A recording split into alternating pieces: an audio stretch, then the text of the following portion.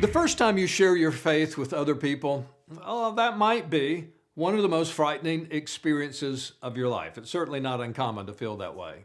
Whether you're talking with a coworker, a neighbor, or a family member, or if you're invited to go with a group to a distant location to share your faith, it's really not surprising if fear becomes a part of the preparation for that trip. When Jesus told his disciples they were getting ready, they were preparing to go to the other side of the lake, there's no doubt fear got in the boat with them. The disciples weren't afraid of the water of the lake. They were afraid of the people who lived on the other side of the lake. Those people weren't Jewish. Before they could reach their destination, the wind and the waves threatened to sink their boat. And then Jesus stopped the wind with a command. Now they were afraid of Jesus. This story is filled with fear. And when they finally landed on the beach, a demon-possessed man who had been living among the tombs came running toward them, screaming at the top of his lungs. Boy, seriously, I hope your first mission trip goes better than this. Now, here's how the land helps us understand this story. During this time period, Jewish people lived all along the northern shoreline of the lake in an area stretching from Magdala all the way over to Gamla. As long as Jesus preached in this area, the crowds were friendly and the disciples were comfortable. But the eastern side of the lake and all of the land that stretches from there east and south was filled with Gentile communities. Alexander the Great had planted 10 cities in this region, all of them intentionally designed to be copies of what you might find in Greece. Those 10 pagan cities were known as the Decapolis.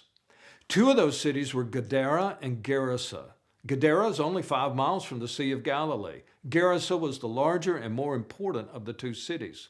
So some people spoke of the southeastern corner of the lake as belonging to Gadara, and some spoke of it as being a part of the Gerasene region. So when you read this man was a Gadarene or a Gerasene demoniac, it's really just a reflection on who was telling the story and how they identified the region.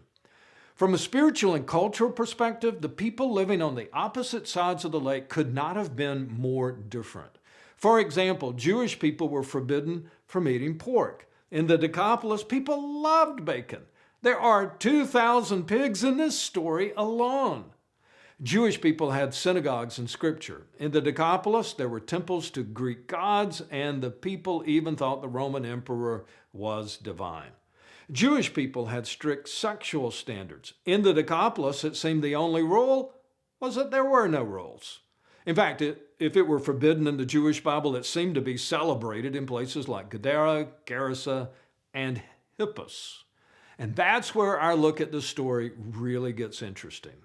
Hippos, also known as Susita, was one of the cities of the Decapolis, and Hippos was just across the lake from Capernaum. You could walk there in a day or take only an hour to sail there.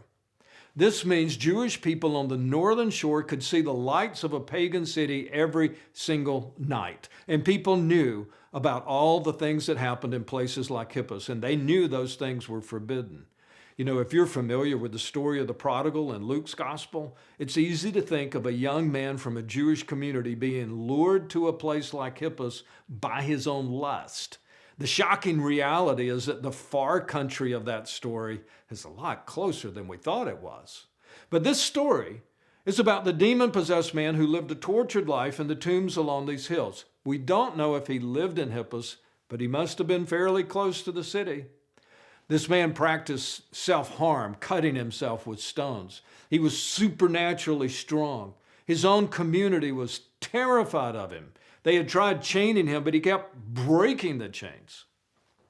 So why did Jesus go to the other side of the lake? Are you ready for a really important truth about Jesus? Jesus went to the other side of the lake because this one man needed him. That's what Jesus does. But why did Jesus take his disciples on this frightening trip? Clearly, Jesus could have gone by himself. And this is easy answer. Jesus was training his young men to do what disciples do. He wanted them to overcome their fear, step out of their comfort zones, and see that the world is filled with people who desperately need the hope that Jesus offers. You know what's funny about this story? Though they began this trip with great fear, the encounter became a story those disciples would tell people about for years. It was one of the most amazing experiences of their lives. So, does it frighten you to think about sharing your faith? If it does, do what the disciples learned how to do. Just keep your eyes on Jesus. Follow his example. Follow his leading. Jesus was willing to go anywhere to talk to any person at any time. And the reason he did this was because someone needed hope. One person needed a rescue. Jesus had the answer. Someone near you needs to know about the hope you've found in Jesus. They're probably not living among the tombs or screaming, and hopefully they're not demon-possessed, but they are hoping that someone will give them a reason to keep living. They are looking for something better than all the things they've tried. You know, if you will have the courage to do what you believe God wants you to do, you may very well come home with one of the best stories of your own life, just like those disciples did. So, whatever he calls you to do, wherever he asks you to go out there today and get it done.